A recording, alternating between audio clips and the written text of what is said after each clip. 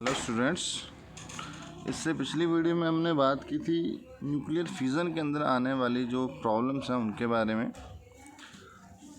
आज उसी वीडियो को हम आगे कंटिन्यू करेंगे। इसमें हम पढ़ेंगे न्यूक्लियर रिएक्टर्स। तो ये एक स्कीमेटिक डायग्राम बना के दिखा रखा है न्यूक्लियर रिएक्टर का। इसके अंदर हमारे पास ये जो ग्रेफाइट है जी है एज अ मॉडरेटर, और मॉडरेटर का काम क्या होता है, जो न्यूट्रॉन्स प्रोड्यूस होते हैं ड्यूरिंग फ्यूज़न उनको स्लो डाउन करने का। ये जो हॉरिजॉन्टल पोजीशन में लगा रखे हैं ये अपने पास यूरेनियम रॉड्स हैं, या इनको हम फ्यूल रॉड्स कह सकते हैं। और जो वर्टिकल पोजीशन में लगा रखे हैं ये अपने पास कंट्रोल रॉड्स हैं, जो कि कैडमियम की हम जनरली प्रेफर करते हैं। अब कंट्रोल रॉड्स का काम क्या है, ये रिएक्शन के रेट को कंट्रोल करते हैं। ये एक्चुअली में जो कंट्रोल रॉड्स होती हैं गुड अब्जॉर्बर ऑफ न्यूट्रॉन्स होती हैं। अगर बाई चांस कहीं भी रिएक्शन फास्ट हो जाता है तो हम क्या कहते हैं, रॉड्स को इस रिएक्टर के अंदर डिप कर देते हैं, जिससे कि ये जो एक्सेस में न्यूट्रॉन्स हैं उनको अब्जॉर्व कर लेते हैं और रिएक्शन को फिर से स्लो डाउन कर देते हैं, जिससे कि एक्सप्लोजन होने का चांस नहीं रहता है। तो चलिए स्टार्ट करते हैं। कह रहे if the loss of neutron decrease then K is greater than 1। अगर जो लॉस है न्यूट्रॉन का वो डिक्रीज़ हो जाता है तो हमारे पास के वैल्यू, न्यूट्रॉन मल्टीप्लिकेशन फैक्टर जो है वो ग्रेटर देन 1 हो जाएगा। और अगर ये ग्रेटर देन 1 होता है तो हम कह सकते हैं हमारे पास चांस है कि हमारा जो न्यूक्लियर रिएक्टर उसके अंदर एक्सप्लोजन हो सकता है सडन रिएक्शन फास्ट होने की वजह से। And there is possibility of explosion in the reactor and. To solve this problem control rods which are of cadmium are use. तो इस प्रॉब्लम को सॉल्व करने के लिए हम कौन सी कैडमियम के रोड्स यूज़ करते हैं, जिनको हम कहते हैं control rods. Cadmium are good absorber of neutrons. तो हम कह सकते हैं जैसे रिएक्शन फास्ट होगा, मतलब नंबर ऑफ़ न्यूट्रॉन ज़्यादा होंगे तभी आगे ज़्यादा फ्यूज़न कंटिन्यू होगा। तो जैसे ही नंबर ऑफ़ न्यूट्रॉन ज़्यादा होते हैं हम कंट्रोल रोड्स इस रिएक्टर के अंदर डिप कर देते हैं और ये जो न्यूट्रॉन्स हैं उनको अब्जॉर्व कर लेते हैं, जिससे रिएक्शन वापस स्लो डाउन हो जाता है। तो ये तो हुआ न्यूक्लियर रिएक्टर की बात। आगे बढ़ते हैं। अब हम बात करें न्यूक्लियर फ्यूज़न। अभी तक हम बात कर रहे थे न्यूक्लियर फ्यूज़न की, लेकिन इस वीडियो में हम पढ़ेंगे न्यूक्लियर फ्यूज़न क्या होता है। When two light nuclei fuse together to form a large nucleus and energy is released, then the process is called nuclear fusion। तो कह सकते हैं न्यूक्लियर फ्यूज़न में क्या है, दो लाइट न्यूक्लियाई होंगे और वो आपस में फ्यूज़ करेंगे, कंबाइन होंगे और बनाएंगे एक लार्ज न्यूक्लियस। और इस प्रोसेस के अंदर हमारे पास एनर्जी भी जो है रिलीज़ होती है, और इस प्रोसेस को हम कहते हैं न्यूक्लियर फ्यूज़न। मतलब जब हैवी न्यूक्लियर दो स्मॉलर न्यूक्लियर में ब्रेक डाउन होता है न्यूक्लियर फ्यूज़न, और जब दो स्मॉलर न्यूक्लियाई लार्जर न्यूक्लियाई में कंबाइन होते हैं तो उसको हम कहते हैं nuclear fusion. The mass of the nucleus obtained from the fusion is less than the sum of the masses of the nuclei that fuse. So, the loss of mass of the nucleus is transformed in the form of energy in accordance with the mass energy equation। तो यहाँ कह सकते हैं हमारे पास जो दो lighter nuclei आपस में फ्यूज़ होंगे उनका मास जो लार्जर न्यूक्लियाई बनता है उनके मास से हमेशा ज़्यादा होता है, या फिर हम ऐसा कहते हैं कि जो लार्जर न्यूक्लियाई बनता है उसका मास हमेशा थोड़ा कम होगा किसके कंपैरिजन में, जो दो लाइटर न्यूक्लियाई ऐड हो रहे हैं उनके मासेस के कंपैरिजन में। और ये जो मास थोड़ा कम होता है जिसको हम कई बार मास डिफेक्ट भी कहते हैं, तो यही मास जो है कन्वर्ट होता है एनर्जी की फॉर्म में according to mass energy relation जो अपने पास है E=mc²। इस रिलेशन के अकॉर्डिंग जो मास रिड्यूस होता है वो एनर्जी में कन्वर्ट हो जाता है। To obtain energy from fusion the matter particles in the gaseous form are heated at high temperature. तो कह सकते हैं फ्यूज़न के अंदर जब आपको फ्यूज़न रिएक्शन करवाना है तो इस केस में हम क्या कहते हैं, जो मैटर पार्टिकल है उसको गैसियस फॉर्म में रखते हैं, उसको बहुत हाई टेम्परेचर के ऊपर हीट करते हैं, so that the nucleus come so close that fusion occurs, जिसकी वजह से न्यूक्लियस इतनी पास आए थे कि इनका फ्यूज़न हो जाए। This temperature is in the range of 10⁹ kelvin and this type of fusion reaction is called thermonuclear fusion. तो इस रिएक्शन के अंदर अपने को हीट चाहिए, बहुत सारी हीट चाहिए, तो इसलिए हम इस रिएक्शन को नाम देते हैं थर्मोन्यूक्लियर फ्यूज़न। वैसे अगर हम बात करें तो जैसे हमारे पास न्यूक्लियस के अंदर प्रोटॉन्स होते हैं, मतलब कह सकते हैं पॉजिटिव चार्ज होता है, तो दो न्यूक्लियस को जब फ्यूज़ करवाना है तो बीच में इलेक्ट्रोस्टैटिक फोर्स ऑफ रिपल्शन जो है वो आ जाती है, जिसकी वजह से न्यूक्लियस को फ्यूज़ कराना इतना ईजी नहीं है। तो इसीलिए हम उसको इतना हाई टेम्परेचर देते हैं कि वो न्यूक्लियस फ्यूज़ हो जाए। और इतना हाई टेम्परेचर देकर आप न्यूक्लियस फ्यूज़न करवाओगे, उसको हम कहेंगे thermonuclear fusion.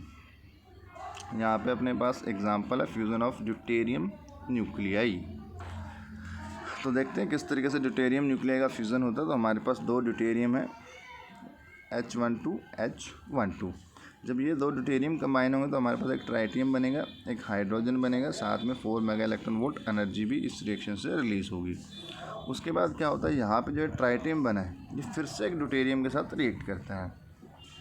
Tritium H13 formed in the above reaction again fuse with deuterium 12 to form a helium nucleus. तो जो ट्राइटियम बना फिर से एक ड्यूटेरियम के साथ रिएक्ट करेगा और हीलियम न्यूक्लियस बनेगा, जो कि रिएक्शन यहाँ पे है H13 plus H12 give helium nucleus He24, एक न्यूट्रॉन और 17.6 मेगा इलेक्ट्रॉन वोल्ट एनर्जी। अब इन दोनों रिएक्शंस को अगर हम कंबाइन करते हैं तो हमारे पास जो ओवरऑल रिएक्शन आता है 3H12। तो हमारे पास टोटल अपने को 3 जो है ड्यूटेरियम चाहिए, 2 तो इनिशियल रिएक्शन के लिए और तीसरा जो हमारे पास ट्राइटियम बनेगा उसको फिर से रिएक्ट करवाने के लिए।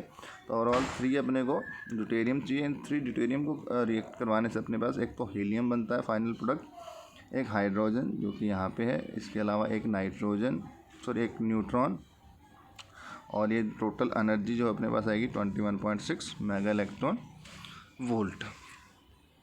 तो यहाँ से हम कह सकते हैं कि जो 3 nucleus of deuterium combine to form a nucleus of helium. तो 3 ड्यूटेरियम के न्यूक्लियस कंबाइन होकर एक हीलियम का न्यूक्लियस बनाते हैं और इस प्रोसेस के अंदर 21.6 मेगा इलेक्ट्रॉन वोल्ट एनर्जी भी रिलीज़ होती है। लेकिन ये जो एनर्जी है ये बहुत कम है as compare to fusion. Fusion में हमारे पास ये एनर्जी जो रिलीज़ होती है about 200 mega electron volts. Next जो इसमें एक लाइन लिखी है, fusion energy is a clean source as compare to fusion. अब जो फ्यूज़न है यहाँ से जो हमारे पास एनर्जी आती है, कहते हैं क्लीनर सोर्स ऑफ एनर्जी, इससे पॉल्यूशन नहीं होता है इतना। फ्यूज़न प्रोसेस में हमारे पास जो रेडियोएक्टिव सब्सटेंसेस हैं वो रेडियोएक्टिव वेस्ट कह सकते हैं, रेडियोएक्टिव पॉल्यूशन जो है अमिट करते हैं इन्वायरमेंट के अंदर। उससे कंपेयर करें तो फ्यूज़न हमारे पास एक क्लीनर सोर्स ऑफ एनर्जी है। आगे बढ़ते हैं। नेक्स्ट हम बात करते हैं इसमें thermonuclear fusion in sun and stars. Starting में बच्चों कई साइंटिस्ट ने हाइपोथेसिस दी है कि सन के अंदर जो एनर्जी है उसका सोर्स क्या हो सकता है। तो किसी ने कहा कि उसके अंदर हो सकता है केमिकल रिएक्शंस हो रहे हों, किसी ने कुछ और किसी ने कुछ, लेकिन ऐसा कुछ भी नहीं है।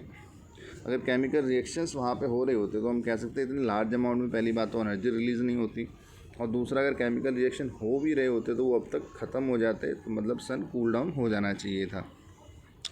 लेकिन 1939 में एक अमेरिकन साइंटिस्ट थे बेथ, जिन्होंने प्रपोज़ किया कि जो सोर्स ऑफ एनर्जी है in star and other sun and other stars is thermonuclear reaction. तो वहाँ पे हमारे पास थर्मोन्यूक्लियर रिएक्शन हो रहा है, मतलब थर्मोन्यूक्लियर फ्यूज़न हो रहा है सन के अंदर, in which hydrogen nuclei fuse to form helium nuclei. और वहाँ पे सन में हो क्या रहा है, जो हाइड्रोजन के न्यूक्लियाई हैं वो आपस में फ्यूज़ हो रहे हैं और उनसे बन रहा है हीलियम न्यूक्लियाई।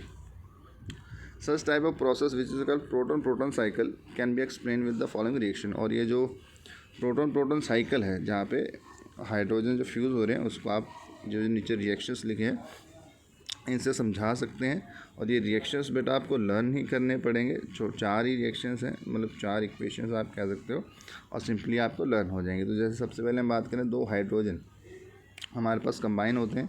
इन हाइड्रोजन के कंबाइन होने से अपने पास एक ड्यूटेरियम बनता है, एक पॉजिट्रॉन रिलीज़ होगा, कुछ हमारे पास हम यहाँ पे कह सकते हैं न्यूट्रिनो जो पार्टिकल्स हैं वो रिलीज़ होंगे, और साथ में 0.42 mega electron volt energy release होती है।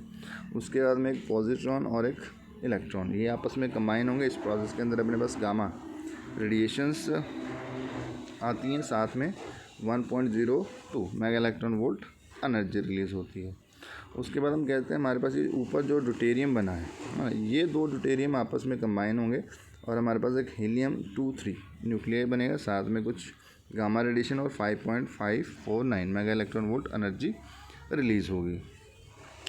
इसके बाद में जो यहाँ पे जो हीलियम बना है, ये दो हीलियम कंबाइन होते हैं आपस में और अपने पास फाइनली हीलियम 2-4 जो है हीलियम का न्यूक्लियस बनता है। दो हाइड्रोजन रिलीज़ होंगे और 12.86 मेगा इलेक्ट्रॉन वोल्ट एनर्जी। अब आप ऊपर जो 4 इक्वेशंस हैं इनको हम नंबर दे देते हैं, फर्स्ट, सेकंड, थर्ड और ये फोर्थ। तो हम कह सकते हैं जो फोर्थ इक्वेशन है, अगर फोर्थ रिएक्शन करवाना तो उससे पहले अपने को ऊपर वाले जो 3 रिएक्शन हैं इनको 2-2 बार करवाना पड़ेगा, क्योंकि हम देख सकते हैं फोर्थ रिएक्शन में अपने पास 2 हीलियम 2-3 के न्यूक्लियस चाहिए। तो ये कब आएंगे, जब ऊपर वाले रिएक्शन 2 बार हो जाएंगे तब अपने पास ये 2 आएंगे, तभी चौथा रिएक्शन पॉसिबल है। तो the fourth reaction to happen the first 3 reaction must take place twice. तो पहले 3 रिएक्शन 2-2 बार होने चाहिए, so that 2 helium nuclei can be obtain for the fourth reaction, ताकि फोर्थ रिएक्शन के लिए 2 हीलियम न्यूक्लियाई अपने पास आ जाएँ। Thus, considering the first 3 equation twice and the fourth reaction once, then the net effect is।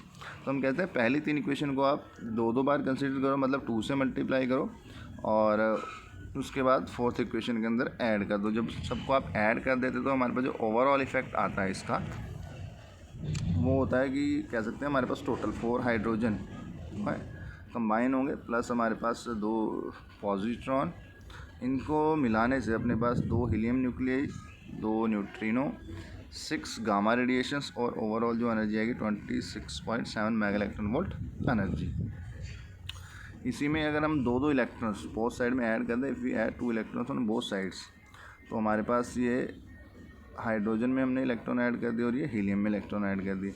अब electron add करते ही हमारे पास nucleus किस में कन्वर्ट हो जाएगा, एटम में। तो मतलब ये वाली टर्म्स जो है ब्रैकेट वाली ये शो कर रही हैं एटम्स को। हम कहते हैं एटम के अंदर क्या होता है, न्यूक्लियस प्लस इलेक्ट्रॉन, इलेक्ट्रॉन निकाल दो तो सिर्फ न्यूक्लियस बचेगा, इलेक्ट्रॉन ऐड कर दो तो एटम बन जाएगा और ये अपने पास एनर्जी रिलीज होगी। The terms in bracket represent the atoms of hydrogen and helium respectively and free energy is 26.7 mega electron volt. तो इस प्रोसेस के अंदर जो एनर्जी रिलीज होती है 26.7 मेगा इलेक्ट्रॉन वोल्ट। अब ये जो एनर्जी है इसको आप वेरीफाई कर सकते हो मास डिफेक्ट जो हमने पहले पढ़ा है, मास डिफेक्ट या हम कहते हैं मास से एनर्जी कैसे कैलकुलेट करते हैं, उस रिलेशन से भी आप इस इक्वेशन को वेरीफाई कर सकते हो। तो हमारे पास जो एनर्जी आती है वो आती है initial mass minus final mass into c²। तो यहाँ से हम कह सकते हैं अपने पास इनिशियली 4 हाइड्रोजन थे तो 4 हाइड्रोजन का मास लेंगे, इसमें से माइनस कर देंगे, फाइनली अपने पास एक हीलियम बना तो हीलियम का मास माइनस कर देंगे और इसको c² से मल्टीप्लाई कर देंगे, तो यहाँ से आपके पास एनर्जी आ जाएगी। तो यहाँ पे हमारे पास m, ये हाइड्रोजन और ये हीलियम का क्या है एटॉमिक मासेस है। तो यहाँ पे आप हाइड्रोजन का एटॉमिक मास और यहाँ पे हीलियम का एटॉमिक मास जो है लेंगे और उसको c² से मल्टीप्लाई कर देंगे। तो जब आप ये करते हैं तो आप चेक करेंगे कि हमारे पास हाइड्रोजन का मास ये हो गया एक एटम का और ये अपने पास हो गया हीलियम का। इसको आप जो पिछले पेज पे हमने इक्वेशन देखी उसमें अगर आप पुट करते हो तो ये अपने पास आ जाता है ओवरऑल 26.7 मेगा इलेक्ट्रॉन वोल्ट। अब ये एनर्जी हम कह सकते हैं, अभी हमने पीछे रिएक्शंस देखे थे उनमें भी अपने पास जो एनर्जी आई थी 26.7 मेगा इलेक्ट्रॉन वोल्ट आ रही थी, और ऐसे अगर आप कैलकुलेट करते हो तो भी ये 26.7 मेगा इलेक्ट्रॉन वोल्ट आ रही है। तो यहाँ से आप इस रिएक्शन को वेरीफाई कर सकते हो। इसी वीडियो के साथ बेटा ये चैप्टर ख़त्म होता है, तो सभी बच्चे इस चैप्टर को एक बार अच्छे से दोबारा रिवाइज़ कर लें और इसके जितने भी न्यूमेरिकल्स हैं, मल्टीपल चॉइस क्वेश्चन है, शॉर्ट आंसर क्वेश्चन है, लॉन्ग आंसर क्वेश्चन है, उनको एक बार ज़रूर करने की कोशिश करें। मिलते हैं नेक्स्ट वीडियो में। Thank you.